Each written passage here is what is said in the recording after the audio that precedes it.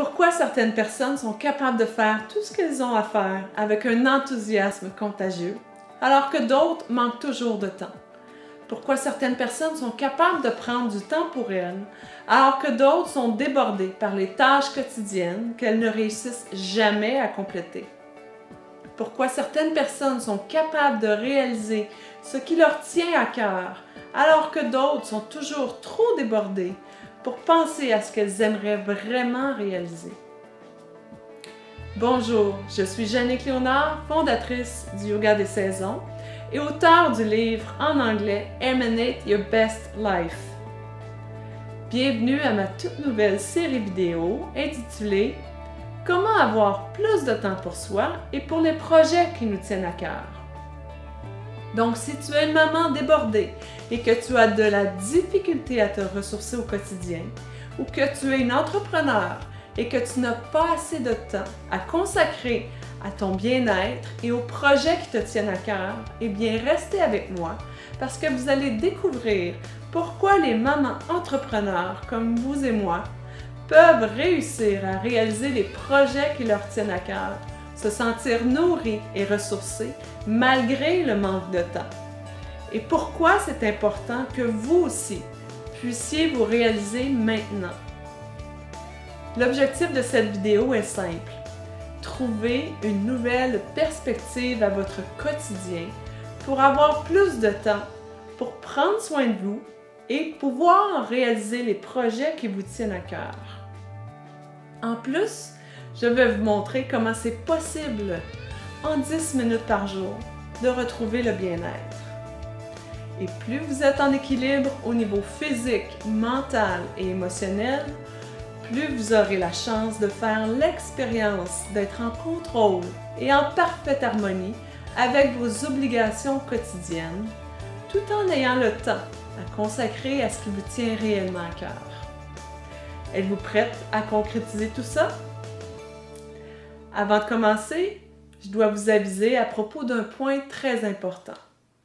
Et si vous omettez d'y porter attention, ceci pourrait essentiellement garantir que vous allez continuer à vous sentir dépassé par les événements, que vous n'aurez jamais de temps à vous consacrer à vous-même et encore moins aux projets qui sommeillent en vous. Le monde tourbillonne de plus en plus vite. On a la possibilité et les choix infinis à ce qu'on peut faire aujourd'hui. Et si on ne s'arrête pas pour vraiment clarifier nos désirs et les choses qu'on souhaite vraiment réaliser, on va continuer à survivre et rester en mode réactif. C'est en fait la façon de vivre de la majorité du monde. On se lève le matin et tout de suite on répond aux demandes du monde extérieur. Nos enfants, notre conjoint, notre patron, nos clients, nos courriels et les médias sociaux. On est constamment en train de servir les attentes des autres. Si on ne prend pas ce temps pour nous, chaque jour, pour se nourrir, pour prendre soin de soi, pour se réaliser, se recentrer, se reconnecter avec ce qui nous fait vibrer, eh bien le temps s'écoule et la journée se termine. On se met la tête sur l'oreiller en pensant qu'on n'a jamais assez de temps pour nous. Ensuite, parlons de notre style de vie d'aujourd'hui.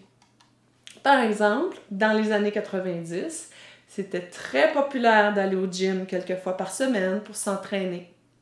Dans ces années-là, c'était presque l'unique façon de garder la forme. On pouvait pratiquer quelques sports, mais le niveau compétitif était en fait réservé à seulement certains athlètes élites. Ce monde est révolu. Aujourd'hui, on a un style de vie qui fait que c'est plus difficile de consacrer des heures chaque semaine à se rendre au gym, à s'entraîner pendant 1 heure ou 1h30, puis revenir à la maison. Et pourtant, le niveau de performance a augmenté. On a besoin de façon plus simple et accessible de garder la forme. En plus, avec l'augmentation du niveau de stress, de l'anxiété et des burn-out, On a non seulement besoin d'être en forme physiquement, mais c'est essentiel d'avoir une façon de se nourrir mentalement et émotionnellement si on veut vivre une vie riche en expériences, plutôt que de survivre à notre quotidien. Je suis certaine que vous allez être d'accord. Prendre du temps pour soi et pour les projets qui vous tiennent à cœur, c'est pas toujours aussi simple que beaucoup de gens vous laissent croire. On a tous des défis. On se dit qu'on a des responsabilités avant tout, qu'on n'a pas le choix. On peut même se sentir coupable de prendre du temps pour soi alors que d'autres ont besoin de nous. On se dit qu'on n'a pas les ressources pour faire les changements qu'on souhaiterait. On est tellement dépassé par la liste de choses à faire chaque semaine que ça semble une mission impossible de réorganiser notre horaire en fonction de nos désirs. Et finalement, on se sent un peu comme le jour de la marmotte, avec la journée qui se répète perpétuellement sans qu'aucun changement ne se fasse. C'est pour ça que dans cette vidéo et la série de vidéos que je vais vous présenter, je vais démystifier le processus de comment on peut se consacrer du temps à soi-même et aux projets qui nous sont chers et vous montrer comment c'est primordial de faire cette routine chaque jour pour transformer la perspective que vous avez à propos du manque de temps. Et vous allez pouvoir épargner beaucoup d'argent, de temps et d'énergie qui sont normalement dispensés sur les choses souvent urgentes, mais peu importantes pour vous. Dans cette première vidéo, je vais vous partager le système que j'ai développé après plusieurs années d'essais et erreurs. C'est le yoga des saisons. Ce système servira de ressource pour vous aider à éliminer le sentiment de toujours manquer de temps et vous aider à identifier ce que vous avez besoin pour vous retrouver, vous nourrir et vous réaliser maintenant. Peut-être que vous pensiez à commencer à méditer, faire du yoga ou prendre soin de vous, ou que vous cherchiez à approfondir votre expérience du yoga et de la méditation. Mais vous cherchez à avoir plus de temps pour vous réaliser. D'une façon ou d'une autre, vous êtes à la bonne place. Parce qu'après la vidéo numéro 1, vous aurez transformé votre perspective au sujet du temps et vous serez sur le chemin de ce que vous souhaitez réaliser vraiment. J'ai développé le yoga des saisons parce que je voyais tellement de mes élèves de yoga qui recherchaient tous l'équilibre dans leur vie et qu'ils se laissaient souvent amener vers des solutions qui ne répondaient pas réellement à leurs besoins. Par exemple, j'ai rencontré une femme dans la quarantaine, mère de jeunes ados, qui s'était négligée depuis plusieurs années et qui était très anxieuse par rapport à l'avenir de ses enfants. Elle sentait le besoin de faire du yoga pour se retrouver, mais trouvait pas vraiment comment elle pouvait reprendre le contrôle de son quotidien et elle ne savait pas par où commencer. Et puis, j'ai rencontré des femmes avec plus d'expérience de yoga qui essayaient de trouver leur place, se nourrir et se ressourcer. Et finalement, elles stagnaient parce qu'elles répétaient toujours la même pratique de façon presque mécanique, plutôt que d'être à l'écoute des cycles naturels de leur corps et les changements des saisons. Je pourrais vous citer des dizaines d'exemples. Mais une chose était claire, je savais que le monde avait besoin de plus de clarté et de direction parce que pour vous dire franchement, c'était aussi mon histoire. De me lever le matin déjà épuisée et stressée, juste à penser à la journée devant moi. Me sentir constamment sollicitée, d'être toujours en mode réactif, être dépassée par les événements et me coucher le soir complètement vidée physiquement, mentalement et émotionnellement. Avant de faire le survol du yoga des saisons et les détails de chaque volet, Vous vous demandez sûrement comment j'en suis venue à développer ce système. Laissez-moi vous raconter pour que vous puissiez comprendre d'où ça vient. En 2008, j'ai eu ma première fille à l'âge de 37 ans. 6 mois plus tard, je suis tombée enceinte de ma deuxième fille. J'ai allaité pendant toute ma deuxième grossesse. Et j'ai même allaité mes 2 filles en même temps pour une période d'environ 6 mois après mon deuxième accouchement. J'étais complètement dévouée et à leur service. Les réveils la nuit et tout ce que comporte le travail d'une maman à la maison, en plus de gérer le studio de yoga que je venais juste d'ouvrir. J'étais heureuse, dévouée, mais vraiment fatiguée physiquement, tellement que j'en perdais souvent la mémoire. Je n'avais plus de temps ou d'énergie à me consacrer et même ma vie sociale est devenue inexistante. J'étais vidée à un point tel que je savais que je devais prendre du temps pour moi, mais je n'avais aucune direction où aller. J'avais plus vraiment le goût de pratiquer le yoga comme je l'avais déjà fait.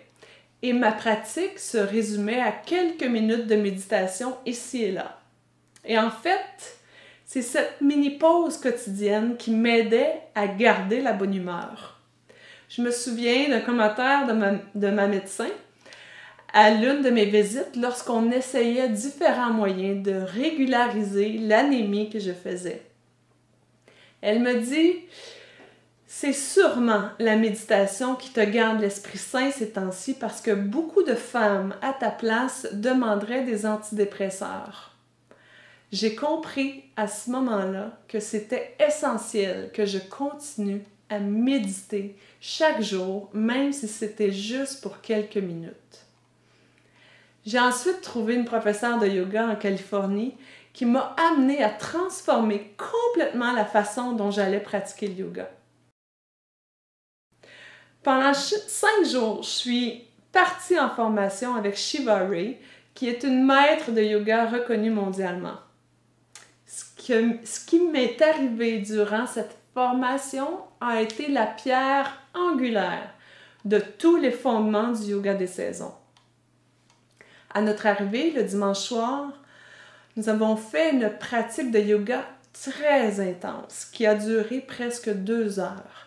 C'était une journée chaude et humide en été. Je n'avais pas pratiqué à ce niveau depuis des années et je me sentais complètement débutante. Le lendemain matin, j'étais exténuée. Je n'avais pas d'énergie, mon corps était vidé, la batterie était à plat. Et là, mon charabia mental est aussitôt parti avec des histoires comme « Je dois vraiment me remettre à pratiquer le yoga. Je suis vraiment pas en forme. Ah, si j'avais pas arrêté de pratiquer, j'aurais pu profiter un peu plus. C'est impossible que je puisse retourner enseigner le yoga dans l'état où je suis en ce moment. » En fait, mon énergie est revenue seulement que le jeudi, lorsqu'on était prête à revenir à la maison. Maintenant, j'ai bien dit que ce qui m'était arrivé était le fondement des enseignements du yoga des saisons. Eh bien oui. 18 mois plus tard, 1 an et demi plus tard, pendant ma 4e visite en Californie, une des assistantes de Shiva qui nous enseignait l'Ayurveda, qui est une science de la santé de l'Inde. C'est une cousine du yoga. Elle a fait mention de cette formation où j'étais à l'été 2011 et elle racontait que nous avions fait une pratique très feu, très intense et qu'il faisait très chaud à l'extérieur et que le lendemain, tous les participants étaient épuisés. Il n'y avait pas d'énergie dans la salle. Tout le monde était à plat.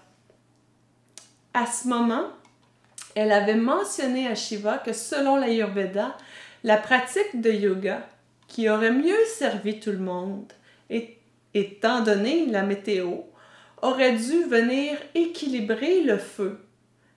la chaleur qui était déjà présente plutôt que de l'augmenter.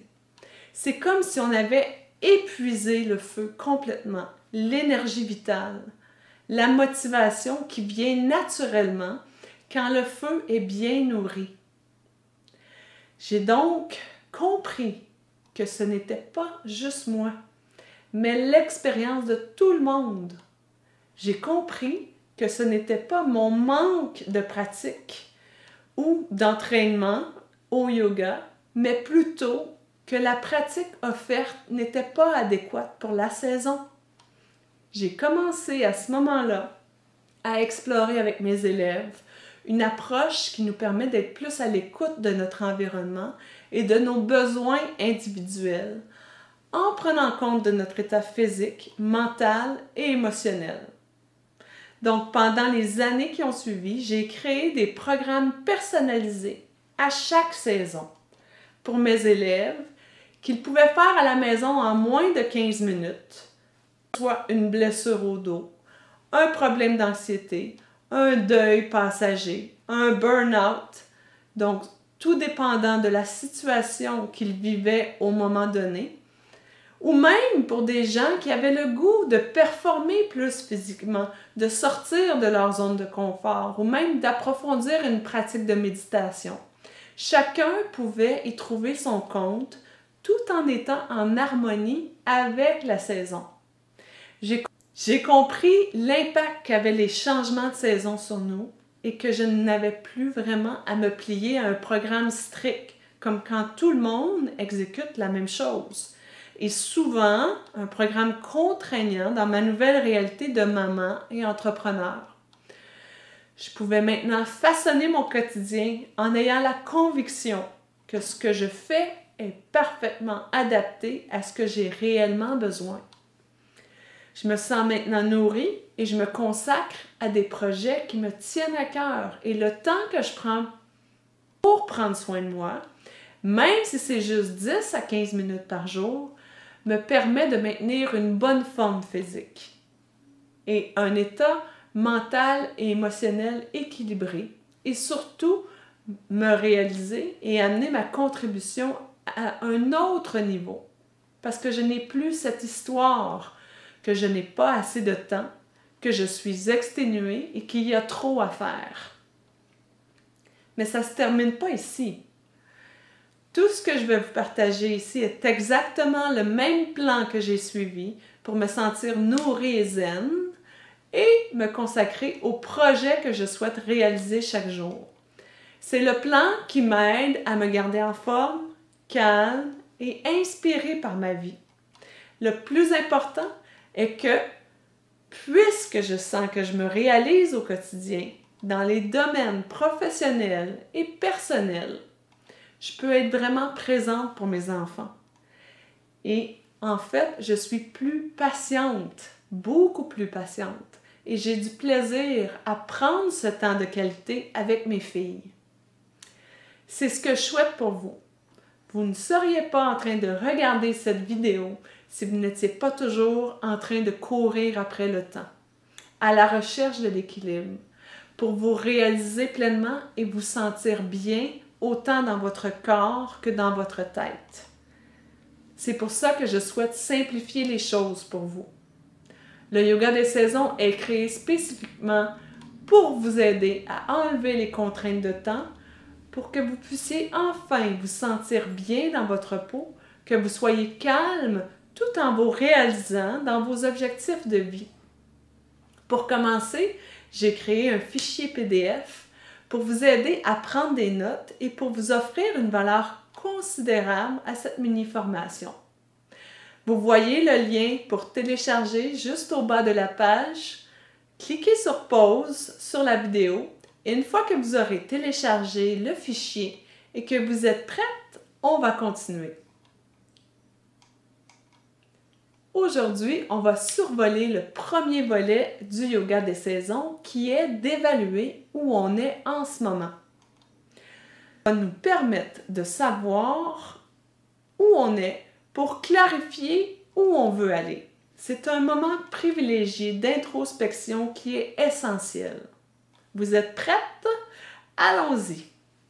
Alors, j'aimerais que vous identifiez les domaines de votre vie qui ont besoin de votre attention en ce moment.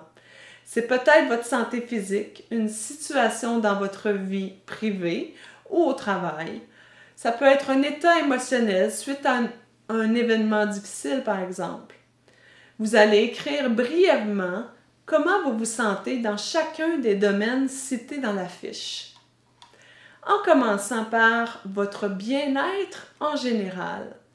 Donc, vous allez mettre de 0 à 10 une auto-évaluation, 0 étant complètement insatisfaite et 10 étant pleinement satisfaite.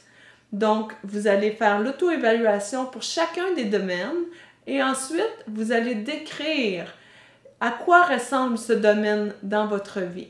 Et ensuite, dans les 2 dernières colonnes, vous allez mettre un crochet à savoir si vous vous sentez en équilibre ou en déséquilibre dans ce domaine. Par exemple, en général, en ce moment, comment vous vous sentez. Ensuite, vous allez faire au niveau physique, par exemple, est-ce qu'il y a des blessures physiques ou un problème de santé que vous devez vous occuper ou simplement un désir d'être mieux. Au niveau mental, comment est votre niveau de stress? Êtes-vous préoccupé? Avez-vous de la difficulté à vous concentrer? Alors, à quoi ça ressemble? Au niveau émotionnel, est-ce que vous êtes triste, heureuse? Est-ce que vous vous sentez dépassé par les événements? Avez-vous un sentiment de vide intérieur? Ou un sentiment d'être bien nourri? Et au niveau spirituel, est-ce que vous êtes connecté, inspiré? Ou est-ce que cet aspect est complètement inexistant? Au niveau de la famille, est-ce que vous vous sentez en harmonie? Est-ce qu'il y a des conflits? Est-ce qu'il y a des problèmes? Ou est-ce que vous vous souciez d'un proche? Alors, faites simplement indiquer brièvement, vraiment un résumé de ce qui se passe dans chaque domaine. Ensuite, allez au domaine de relations.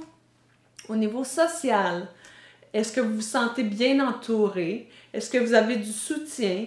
Ou est-ce que vous vous sentez seul et sans ressources?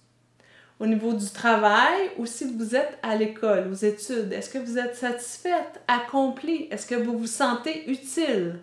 Êtes-vous heureuse d'aller travailler le matin? Ensuite, cochez vraiment la colonne, comment vous vous ressentez. Vous n'avez pas à juger, à savoir si, bon, ça c'est un déséquilibre ou c'est un équilibre. C'est vous, qu'est-ce que vous ressentez? Est-ce que vous vous ressentez en équilibre ou en déséquilibre dans chaque domaine?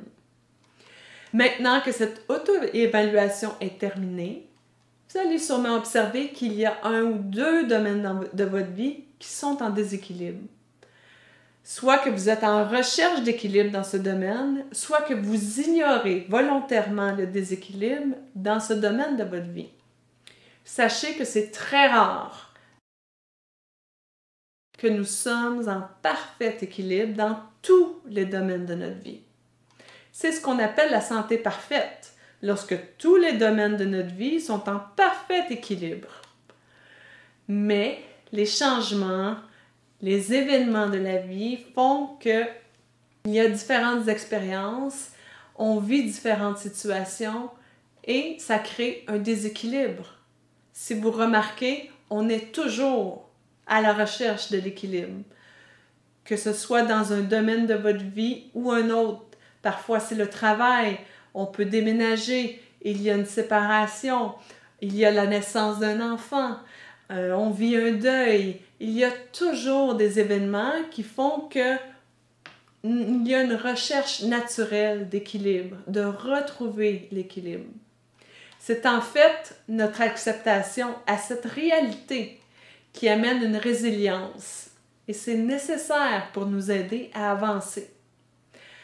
Maintenant que vous êtes prête à éliminer le sentiment de toujours manquer de temps et que vous avez identifié les domaines qui ont besoin de votre attention, la grande question est quoi faire?